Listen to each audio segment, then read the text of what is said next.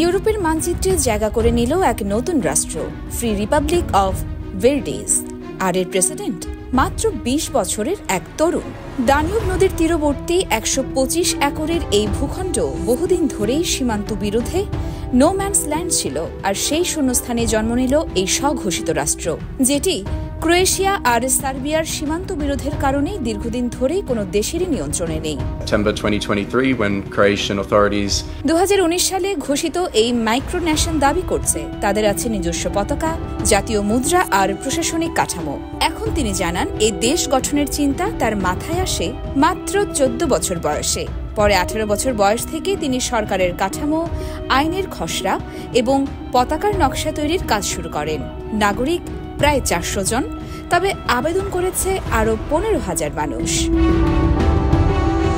President Daniel Jackson মাত্র 20 বছর বয়সী একজন তরুণ ডিজিটাল ডিজাইনার। রোবলক্স প্ল্যাটফর্মে নিজের অভিজ্ঞতা রয়েছে তার। জ্যাকসনের ভাষায়, ভের্ডিস আসলে একটি গভর্নমেন্ট প্রজেক্ট। লক্ষ্য ন্যায্য, বিকেন্দ্রীকৃত এবং অংশগ্রহণমূলক প্রশাসন গড়ে তোলা। তবে কেউ এটিকে ভবিষ্যতের বিকল্প রাষ্ট্র মডেল বলছেন, আবার অনেকেই হাস্যরস বলে উড়িয়ে দিচ্ছেন। যদিও সার্বিয়া এখনও সরাসরি কোনো বাধা দেয়নি। ক্রোয়েশিয়া ইতিমধ্যেই জ্যাকসন এবং তার সঙ্গীদের নিষিদ্ধ করেছে, এমনকি তাকে একবার গ্রেফতারও করা হয়েছিল।